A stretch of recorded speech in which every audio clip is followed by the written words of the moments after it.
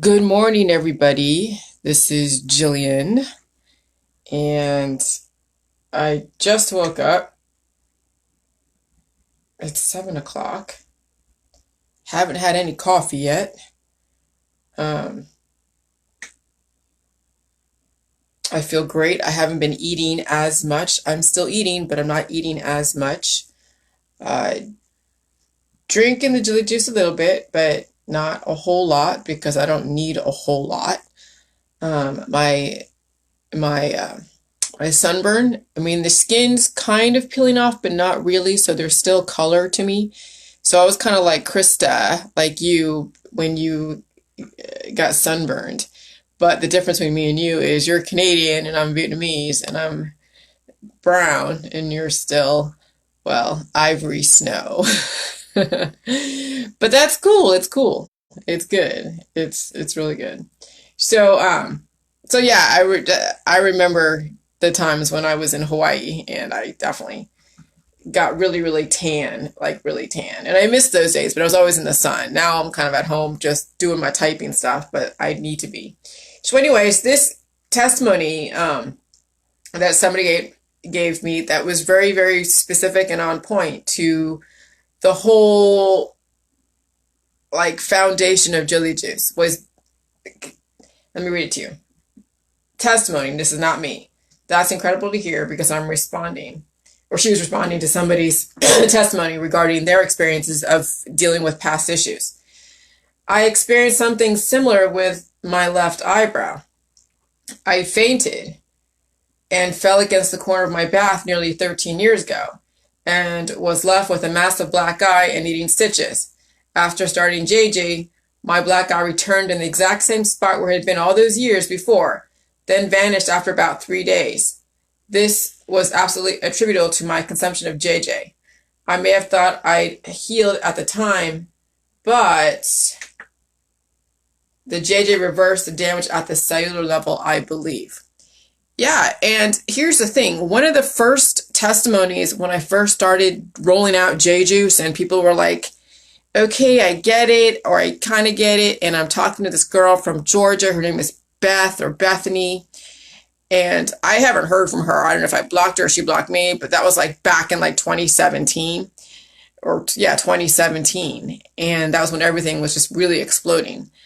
And she was saying that she was in an accident like a long time ago where glass was in her face. And then she started doing the J juice and glass was coming out of her face. And so it made a believer out of her. And then all the fear about the salts and then all the trolls were just coming out of the woodwork. And then her friend that she brought in or brought in her, I don't remember, who's a massage therapist, was really having a hard time and was just squeezing me left and right. And it was just like the growing pains of rolling out J Juice was, my God, it was nothing I'll ever give to my enemy, but it was necessary. And that was one of the first memories of somebody giving me a real, like, authentic first testimony with the body dealing with the past issues at the cellular level. And then I experienced stuff, when I had rashes in parts of my body that I had when I was like 7 or 8 years old, that coming to surface. When people have had broken legs and they've had other issues in the past, they started feeling dull aches and pains in those areas of where they had those past issues. So it's like you are going to go through time with Jilly Juice. You're going to be going through all of everything you've ever experienced that was a trauma to the body. Because remember, trauma causes reproduction. But if you don't have enough reproduction at the cellular level, that's when people are fertile. And the body's like, okay, well, if you're not going to reproduce me at the cellular level, where we can maintain your level of homeostasis indefinitely, where you will be living indefinitely, then we will make you fertile and drop seeds or eggs to get them fertilized by somebody out there. And then we'll just make another baby because you can't seem to hold on to your cells at the cellular level. So yeah, so that's the whole point of J Juice, is the fact that we are experiencing trauma from the past. And so, again, when somebody has gone through psychedelic drugs, they have gone through prescription drugs, they have had major PTSD. And I'm telling you, it could be from the war, it could be from abuse, it could be from a lot of things. The therapies are very superficial. I mean, I'm not knocking therapy. I've done all the therapies, talk therapies, different therapies, drug therapies, whatever. But they don't get to the root cause. They just cover up what would be like a symptom to you. It would be something like, okay, well, that one issue is like one of 50 million issues. And even if you went to a therapist for every single one of your issues, it's like you're not really living the healing, because you haven't really healed at the cellular level. You're just kind of releasing, but there is no cellular regeneration. So that's a lot of ways of what therapy is, whether it's massage therapy, like Reiki therapy, talk therapy, or doing a detox, is that you are releasing pent up emotions that, yes, would cause cancer. But there isn't cellular regeneration. And then what happens as you're releasing is also causing your immune system to kick into gear. And then the body will then try to repair any damage. But if you have leaky gut and you're obviously malnourished and there's malabsorption from leaky gut, then the body will steal from the hair, skin, and nails. And you've seen like Obama. Like, I don't know if you guys remember Obama in the beginning of his term, he had really brown hair and everything. And then when he left this term, he was getting gray and white hair on the sides. All that stress from being president caused the body to go into major triage and steal minerals from his hair, skin, nail, and bones. And then you can see it to keep his vital organs going. And that's no different than everybody else out there that has issues as far as aging. So Jilly Juice will have you reproduce at the cellular level. And then, oh, Lordy. And then, yeah. And then you won't have to be then dropping seeds and all of that to where you want to be, reproducing. So, I've been writing a lot, and I've noticed that here's another revelation about revolutions. I'll talk about revolutions, like cancer, disease, and chronic illness are revolutions of the body. And then and that's also a de-evolution. And then the population is like revolts because there's too much government overreach. And then when there's too much government overreach, the population revolts, and then the government revolts, and it's a back and forth. So right now, I mean, we've experienced so many revolutions there's like 10 revolutions that we've experienced. And right now we're experiencing like an anarchist revolution where the people are so imbalanced at the cellular level that they're revolting, and then the government's cracking down. Okay. And you're going to see that continuously happen until we fix everyone at the cellular level. So, oh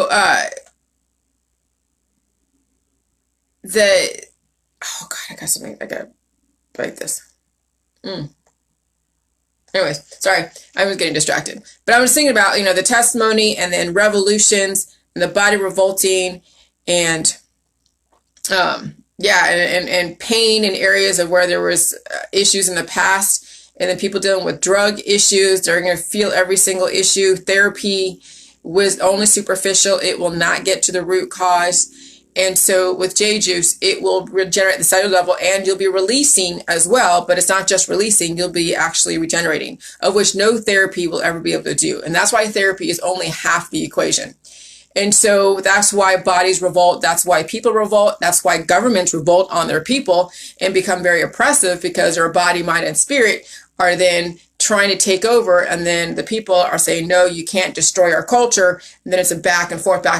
And the pendulum's always swinging the other way until the society becomes extinct, or somebody comes in and tries to then control the situation. And so Emily goes, true story. I've had a broken leg, a broken hand, 2 broken elbows, and a few sprains and many other things. And everything has come up so far. Everything. I'm still going through my Jilly Juice, Jilly Juice. Jilly Juice is the vehicle that takes you to the ride, meet you yourself on many levels. Yeah.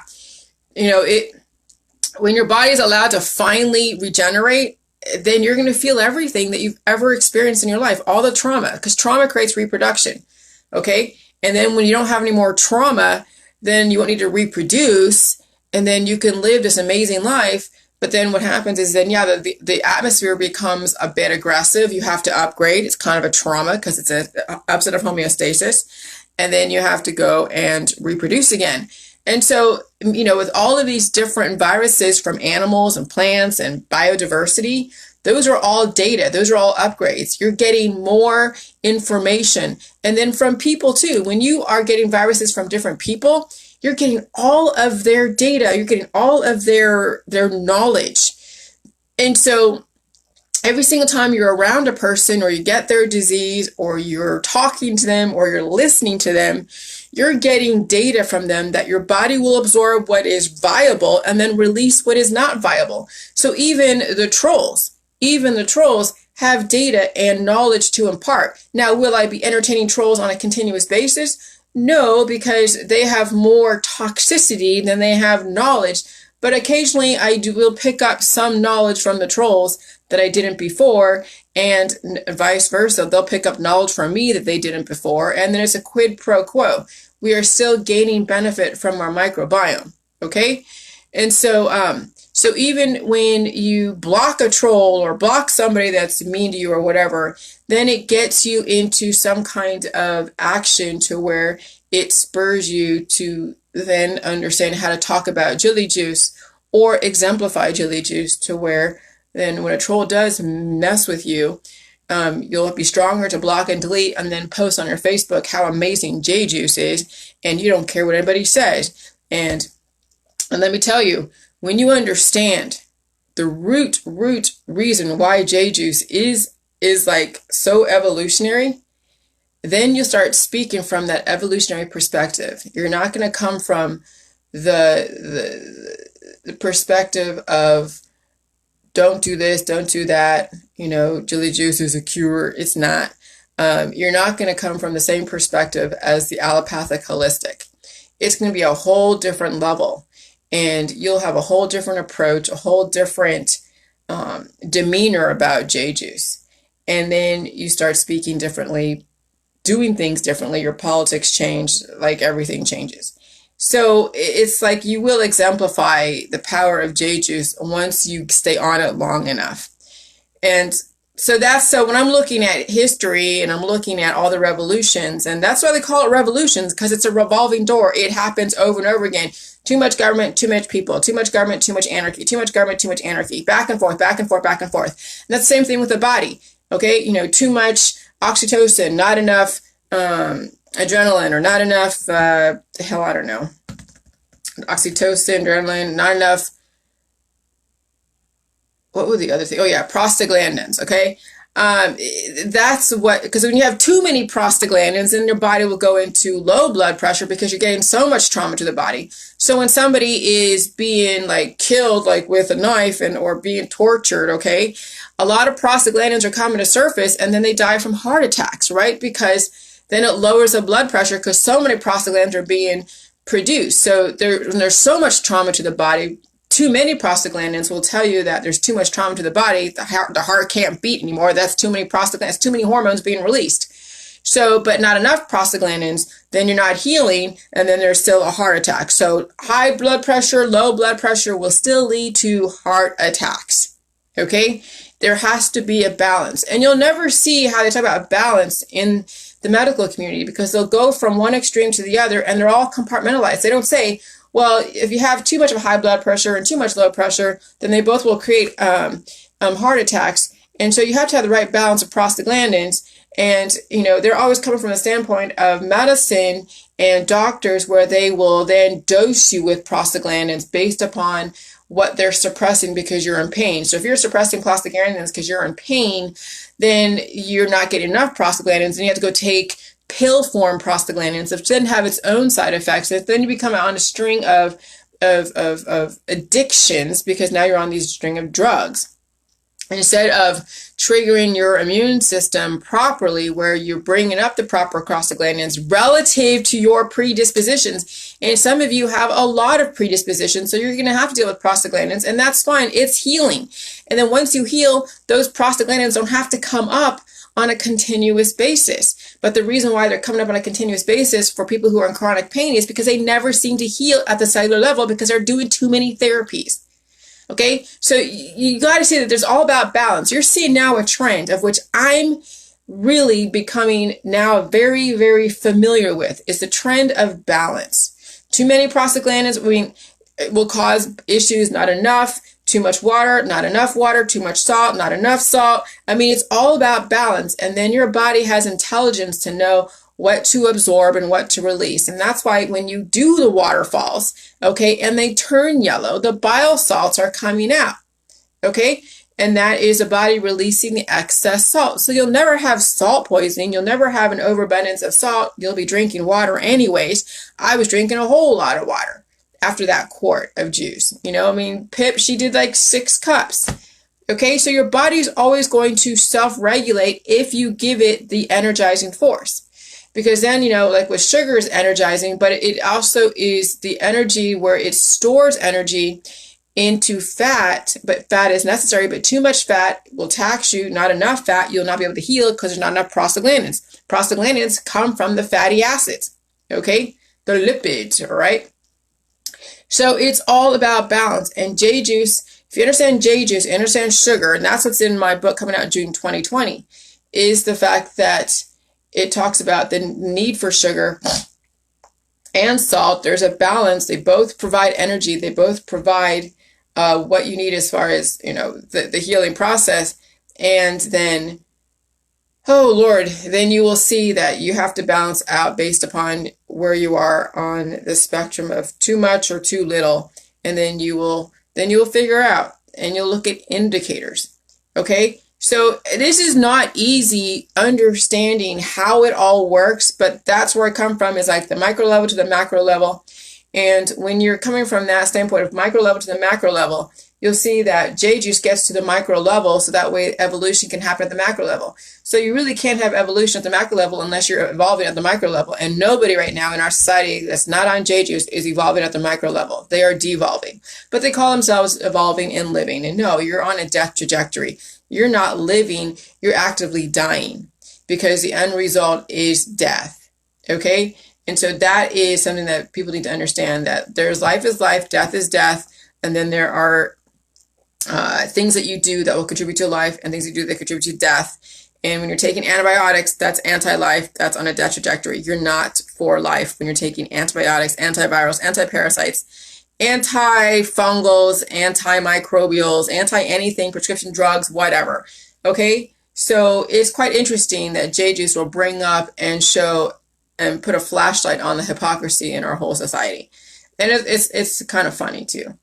And so all the different revolutions, whether it's from Gates, Monsanto, 5G, chemtrails, Illuminati, fluoride, all these revolutions are people looking for an enemy. They are looking for someone to blame. It's always that revolution where somebody has an imbalance. They're always going to project that somebody else's fault. So, or they blame Jilly juice. I'm no different than any one of these stupid activist things that are out there. So you'll start seeing a pattern in the micro that will then translate to the macro. And then you're like, then now you can really analyze your friends, your family, your society, and everybody on Facebook. And then you know exactly where they're coming from. You see what they're projecting. And then you know who to stay away from. You know who to have very limited contact with because they are toxic. You'll know. And so it'll become very clear on who your circle is going to be. Because there's some people that are not on J juice. They're not completely oblivious. They're not living on the death trajectory actively. They're trying to change their body and their mind. They might be applying the wrong chemistry, but with a little bit of knowledge that you have, if you pose it right, they might understand where you're coming from. So there are people out there that are really, that will have discernment and then can understand where you're coming from. And there are people that just completely don't understand where you're coming from. And they're always talking about how when they're going to die, they're going to buy their casket, they're going to go buy their plot, They're going to say life is short. They have a bucket list and, be very matter of fact and say that nobody lives forever. Blah, blah, blah, blah. And when they talk like that actively to you, when you believe totally differently, then they're pushing their agenda on you. Because I've said to people, I don't believe that people should die. And so when you're pushing that on me, there is nothing there. So it's like, but there are people out there that will understand where you're coming from. And so you do the best you can to reach them. And maybe something that you said in a different way will finally get them to act and take this on. All right, well, I'm going to go do my thing. I'm going to go drink some coffee, eat some oatmeal with some strawberries and with some strawberries and cream, and just enjoy my morning and write, because right now I'm like really in the creative method, I guess. And I feel great. I'm not eating a lot right now because I've ate so much dealing with the COVID. I'm just, eating my chicken salad. I had a little bit of some mac and cheese last night. That's about it. And, my stomach, my bloatedness has gone down. Let me see. But I dare show it's not as bad as before, but let me tell you, the last couple months fighting the COVID, it gave me a little bit of a belly. So, I'm trying to now just, but you need fat. Okay, that's the thing is you do need fat, but not too much and not too little, right? But fat is necessary because fat does help you heal. And so is it, I would say, realistic for me to say, should I get a 6-pack? Well, I would have to be at the gym a lot, probably.